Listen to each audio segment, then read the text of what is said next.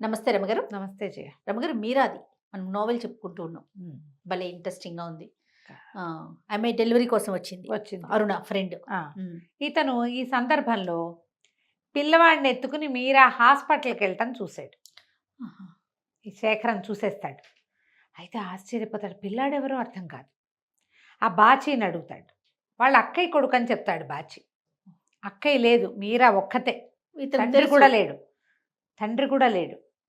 అయితే అందాజుగా పిల్లవాడి వయసు లెక్క పెట్టుకుంటే ఇతనికి పిల్లాడు మీరా కొడుకేనేమో, తన వల్ల కలిగిన వాడేనేమో నన్ను అనుమానం వచ్చేస్తుంది.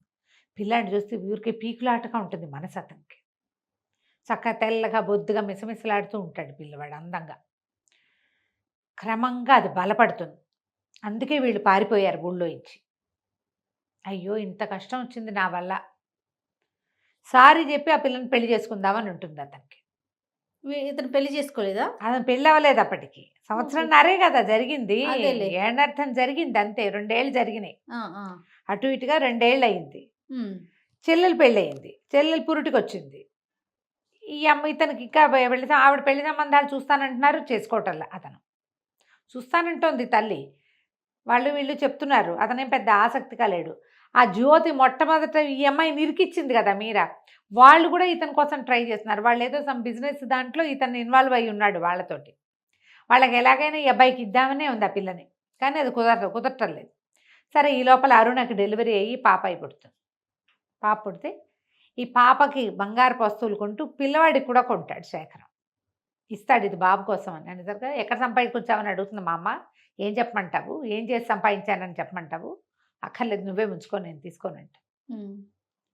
అతను ఎంత నచ్చ చెబుదామన్నా ఈ అమ్మాయి వినదు. అమ్మాయి విందు. ఎందుకంటే ఆ అమ్మాయి అనుభవించిన కష్టం అలాంటిది. ఫస్ట్‌లో అతను వినలా. ఆ ఫస్ట్‌లో అతను వినిపించుకోవాలి, అతను అర్థం చేసుకోవాలా. అమ్మాయి చెప్పబోయినా అతను అర్థం చేసుకోవాలా. చెల్లెల్ని వివరంగా అతనికి ఇలా ఇలా జరిగిందని తను అవమానపడ్డది చెల్లెలకి చెప్పల. హ్మ్. ఈ అమ్మాయి అక్కడ ఉంది, వాళ్ళు ఇలా చేశారు అని చెప్తే బాగుండేది. అతను చెప్పలేదు. సిగ్గుపడి అతను చెప్పల, మొహమాట పడి మీరా చెప్పదు. బావుంది. చివరికి ఇలాగైంది. మెల్లిగా ఓసారి ఏమవుతుంది, పిల్లాడు ఏదో కింద పడతాడు. ఆ పూట వీళ్ళ ఇంట్లో ఏదో అర్జెన్సీ, వాడి పని పాపం పళ్ళు దిగిపోతాయి పెదవిలో. వాడు ఏడ్చి మొత్తుకుంటున్న పిల్లాడినే వదిలిపెట్టి వస్తుంది పని ఉందని. ఈ లోపల ఏమవుతుంది, ఆ పిల్లాడి మీద యావగా ఉండి ఇంట్లో ఏదో పులుసు గిన్నె అటు ఇటు తిప్పుతుంటే పులుసు కాస్త మీదకి పారిపోయి కాళ్ళ మీద పడిపోతుంది. కాలంతా పుండు. తల్లి చూస్తే ఏమంటుందోనని ఆవిడ మాట్లాడడం మానేసింది. జబ్బుగా ఉంటుంది, చాలా జబ్బుగా ఉంటుంది. కాకపోతే ఏంటంటే పెద్దావిడ లేదు కదా వీళ్ళ మధ్యలో, ఆ బామ్మగారు లేకపోవటంతో తప్పనిసరి కొన్ని మాటలైనా అవుతున్నాయి. ఆవిడ ఈ ఊరి నుంచి వెళ్ళిపోదామంటుంది. హుహు. ఆవిడ వెళ్దామంటుంది, ఈ అమ్మాయి వద్దండి. లేదా ఈ అమ్మాయి వెళ్ళిపోదామంటుంది, ఆవిడ ఒప్పుకోద్దు. ఇక్కడైతే ఎవరు మన జోలికి రారు అని. అయితే ఏమవుతుంది, ఈ కొద్ది రోజులు గడిచేసరికి అరుణని అత్తారింటికి పంపించేస్తారు. పిల్ల కాస్త పెద్దదవుతుంది, 4 నెలలు వచ్చేసరికి పంపిస్తారు. ఈ అమ్మాయి వీళ్ళ ఇంట్లోనే పనిచేస్తూ ఉంటుంది. ఏ పనైనా చేస్తుంది మాట్లాడకుండా. నెల తిరిగేసరికి డబ్బులు వస్తున్నాయి. డబ్బులు వీళ్ళ దగ్గర కొంత డబ్బు ఉంది.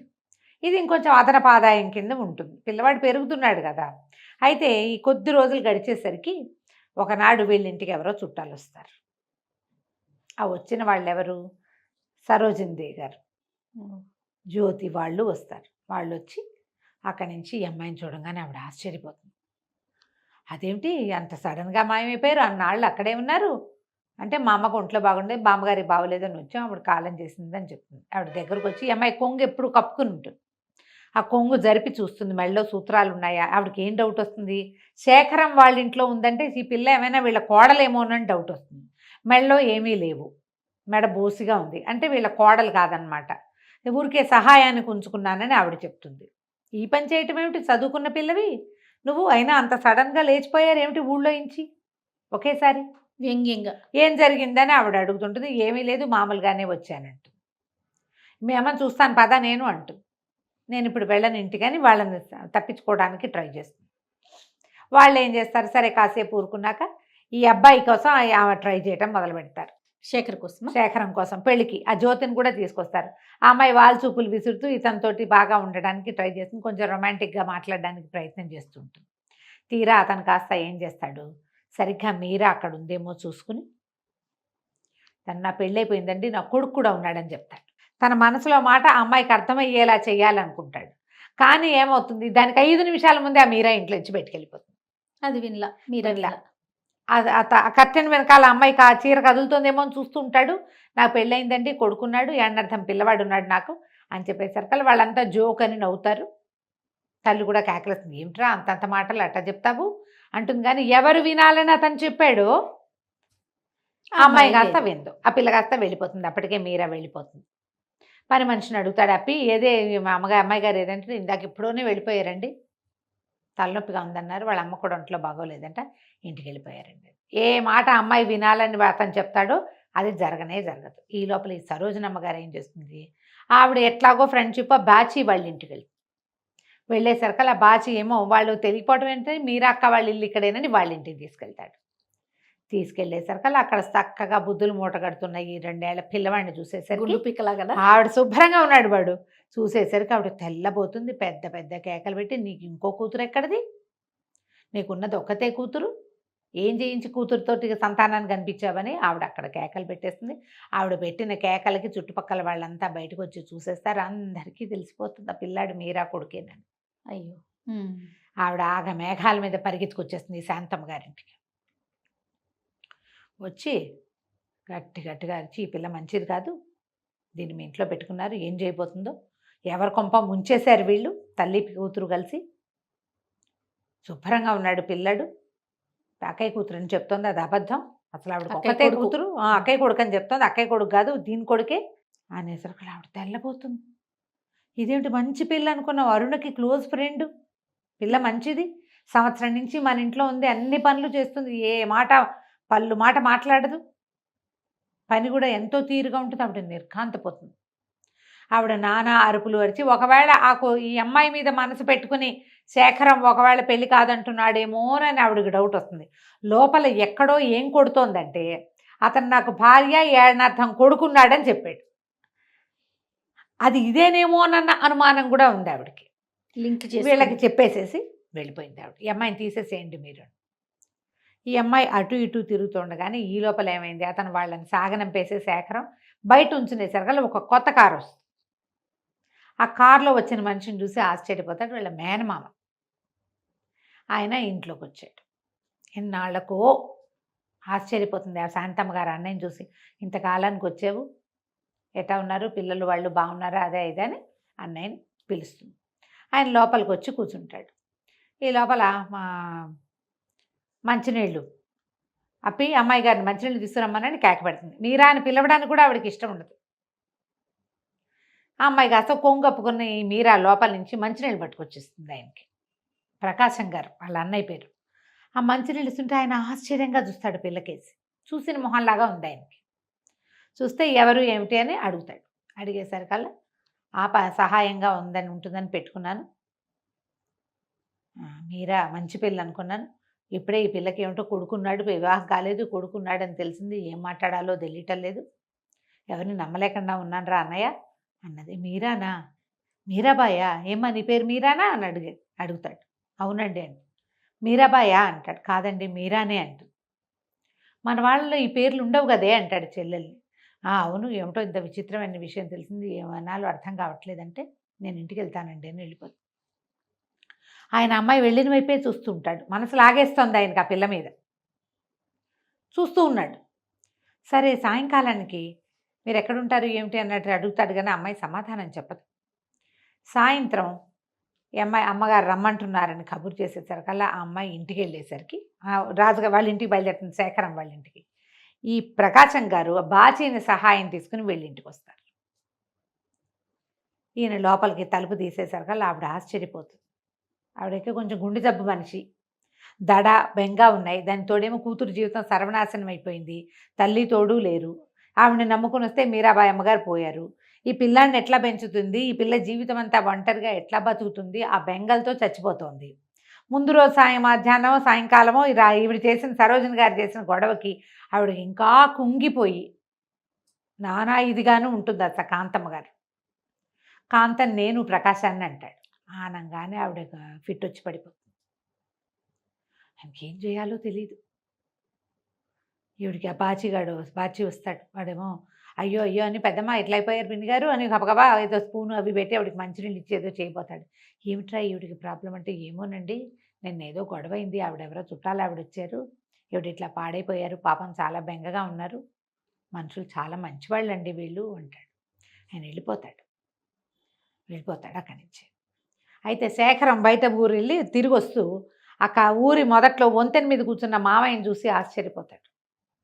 ఏమిటి మావయ్య ఇక్కడ కూర్చున్నావు చీకట్లో అన్నాడు. ఏం చేయండిరా నా బతుకంతా చీకటే అని కారు ఎక్కి కూర్చుని అలా తల పట్టుకుని, మీరా నా కూతురేరా అని చెప్తాడు. నేను చేసిన తప్పుకి వాళ్ళు అనుభవిస్తున్నారు, నేను గనక వదిలేయకుండా ఉంటే నా జీవితం ఇలా సర్వనాశనం అయ్యేది కాదు. కాంతాన్ని మీరాతో వదిలేశాను నేను, ఇప్పుడు మీరా దాని కొడుకుతోటి ఎవరో దౌర్భాగ్యుడు దాని జీవితం నాశనం చేశాడు అనేసరికి నేనేం చెప్పడానికి భయం వేస్తుంది దానికి. ఓకే, ఏం చేయాలో అర్థం కాదు.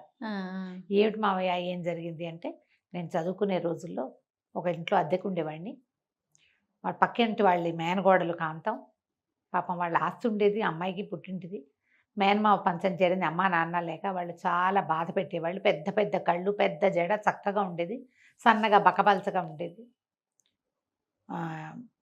మా రూమ్కి వస్తూ పోతూ ఉండేది, బాగా కలివిడిగా ఉండేవాడిని, నాకు ఎంతో ఇష్టం తనంటే. అయితే ఒక దశలో వాళ్ళు ఒక ముసలివాడికి ఇచ్చి పెళ్లి చేయబోయారు. ఆ పిల్ల చచ్చిపోవాలనుకుంది నూతులో పడి. నాకు జాలి ప్రేమ రెండూ ఉన్నాయి, నేను పెళ్లి చేసుకుంటానన్నాను. అయితే పెళ్లి చేసుకోమని అడిగి వాళ్ళు ఇల్లు వదిలిపెట్టేసి ఏలూరు పారిపోయి వచ్చేసాం మేము, తను తీసుకొచ్చేసాను. ఆ ఏలూరులో వీళ్ళ చుట్టాలు ఆవిడ మీరాబాయి అమ్మగారిని, ఈ కాంతానికి పెద్దమ్మ అయ్యేవి ఆవిడ. ఆ మీరాబాయ అని అడిగింది అందుకనమాట, అతనికి తెలుసు ఆ పేరు ఆయనకి. ఆవిడ దగ్గర పెళ్లి చేసుకున్నాం, కలిసి ఉండేవాళ్ళం. నేను వస్తూ పోతూ ఉండేవాడిని, అప్పుడు బీఈడీ చదివేవాడిని ఆ రోజుల్లో, ఏదో అలా చదువుకునేవాడు ఆయన. అయితే కాంతానికి నెల తప్పి ఉండగానే నేను మా ఇంటికి వెళ్ళాల్సి వచ్చింది. మా నాన్న సీరియస్ అని ఉత్తరం వచ్చింది. తీరా నేను అక్కడికి వెళ్ళాను. వెళ్ళేసరికల్లా నా పెళ్లి కుదిర్చారు. మా నాన్న చచ్చిపోతానని నన్ను బెదిరించి, విషం తాగుతానని బెదిరించి పెళ్లి చేశాడు. మీ అమ్మకి ఇవన్నీ తెలుసు. కాంతం ఎన్ని ఉత్తరాలు రాసినా కాంతం దగ్గర నుంచి సమాధానం రాలేదు. అయితే ఆవిడ ఏం చెప్తుందంటే, ఈ ఫిట్స్ వచ్చే ముందు చెప్తుంది, నన్ను మర్చిపోమని, నన్ను వదిలేయమని, నాకు డబ్బులు కూడా పంపించావు నువ్వు, అందుకే నీకు నాకు సంబంధం లేదు అని. వీళ్ళ అన్నయ్య ఏం చేస్తాడంటే, ఈయనకొక అన్నయ్య ఉంటాడు. ఆయన ఇలా మా తమ్ముడిని వల్ల వేసుకున్నావు చెప్పాడు, నువ్వు ఎలా వల్ల వేసుకున్నావా మా తమ్ముడు చెప్పాడు, నువ్వు వదిలిపెట్టట్లేదన్నాడు అని తమ్ముడి మీదే పెట్టి మిస్లీడ్ చేసి, నువ్వు ఇంకా మా వాడి జీవితంలో దఖలు పెట్టుకోవద్దు, మా మేనమావ కూతురుతో పెళ్లి చేసేస్తున్నాము అని రాసేసాడు ఉత్తరం. డబ్బు కూడా ఏదో పంపించాడు. ఇక ఆ ఉత్తరం చూసుకుని ఆవిడ ఊళ్ళో ఉండకుండా ఈ కడుపుతో ఉన్న అమ్మాయిని తీసుకుని మీరాబాయి అమ్మగారు ఎక్కడికో వెళ్ళిపోయింది. ఇంకా చేసేదేముంది, కడుపుతో ఉంది ఆవిడ, మెళ్ళ పసుపుతాడు ఉండేది, పిల్లని కన్నది, తన పిల్లని తను పెంచుకుంది అనమాట. నేను తర్వాత ఎంత ప్రయత్నం చేసినా వాళ్ళు ఎక్కడున్నారో కనిపెట్టలేకపోయాను. పిల్లలు చిన్నపిల్లలు, ఆయనకు ఒక కూతురు, ఇద్దరు కొడుకులు. ఈవిడ చెప్తుంది శాంతమ్మ గారి నడక అది చూస్తే ఇందిరిని చూసినట్టు ఉంటుంది అని. ఆయన ఇప్పుడు చెల్లెల దగ్గరికి ఎందుకు వస్తాడు, ఆయన కూతురు కడుపుతో ఉంది, పురుడు పోసుకోవడానికి ఇబ్బంది, భార్య లేదు, ఆయన భార్య చనిపోయింది, ఈవిడేమో ఇలా తప్పిపోయింది, ఆయన భార్య ఏమో పోయింది, పిల్లలు బాగా దుడుగ్గా ఉన్నారు మగపిల్లలు. పురుడు పోయడానికి ఆడపని సహాయం లేకుండా ఎట్లా చేస్తాం, వదిన పురుడు పోస్తానని అనలేదు, వాళ్ళే వదిలే వాళ్ళ అత్తారింట్లో వాళ్ళే పోసుకుంటారంది, కాస్త సహాయం చేయమని చెల్లెల్ని అడగడానికి వస్తాడు. ఇందిర కూడా నాకు అరుణ్ లాంటిదే, మా ఇంటికి తీసుకురా, ఇక్కడే ఉంచి నేనే చూస్తానని చెప్తుంది. ఈ అమ్మాయిని చూస్తే ఇందిర నడక అది ఇందిరిని చూసినట్టు ఉంటుంది, ఇవి మీరాని చూస్తే. ఓకే, తండ్రి పోలికలు ఎన్నో కొన్ని ఉంటాయి కదా. అక్కడి నుంచి ఈయనకి ఏం చేయాలో తెలీదు, పరమ దుఃఖంతో నెత్తుకొట్టుకుంటూ ఉంటాడు. ఇప్పుడు ఈ సందర్భంలో ఈ విషయం ఎట్లా చెప్పాలో శేఖరానికి అర్థం కాదు. ఆ పిల్లవాడి తండ్రి నేనేనని ఎట్లా చెప్పాలో అతనికి తెలియదు. ఆయన కష్టంలో ఆయన ఉన్నాడు కదా. సరే ఇంటికి తీసుకెళ్తాడు. ఆయన ఏమో చెల్లెలకి చెప్పేస్తాడు. చెప్పేసరికల్లా, నేను బతిమలాడినా కాంతన్న నా మాట ఒప్పుకోలేదు, వెళ్ళిపోమంది నన్ను బయటికి, మా జీవితాల్లో నుంచి వెళ్ళిపో, దాని జీవితం నీ వల్లే, ఇదిగో దాని కొడుకు, నువ్వు నన్ను నాశనం చేస్తే దాన్ని ఇంకోటి ఎవడో నాశనం చేశాడు, తరతరాలుగా మేము నాశనం అవ్వడానికి పుట్టినట్టున్నాం అంటూ అనేసరికల్లా ఈవిడంటుంది, అట్లా కాదు, నువ్వేం మోసం చేయలేదు అన్నయ్య, నాన్న అన్నయ్య కలిసి చేశారు ఈ పని, ఇట్లా జరిగింది, నేను వచ్చి ఆవిడని ఒప్పిస్తానని మర్నాడు బయలుదేరి వీళ్ళింటికి వస్తాను. ఓకే, ఈ తల్లికి చాలా సీరియస్ అయిపోవటానికి ప్రధానమైన కారణం ఏంటంటే, ఆవిడకి జబ్బు చేసేస్తుంది. ఆ సరోజినీదేవి గారు ఏం చెప్తుందంటే వీళ్ళింట్లో ఎవరు పిల్లలు లేరు, నీ కూతురు అక్కడ ట్యూషన్ చెప్పట్లా, ఆ డబ్బు గల ఇంటి ఆవిడ కొడుకుని వల్ల వేసుకోవడానికి నీ కూతురు అక్కడికి వెళ్తుందని చెప్పింది. అయ్యో మరి వాళ్ళు ఊహించింది అదే కదా. అదేలే ఈ మాటలన్నీ వినేసరికి ఆవిడకి ఇంకా పిచ్చెక్కిపోయి ఫిట్స్ వచ్చేసి పిచ్చ టెన్షన్ తోటి ఉంటుంది, ఆ జబ్బుగా అయిపోతుంది.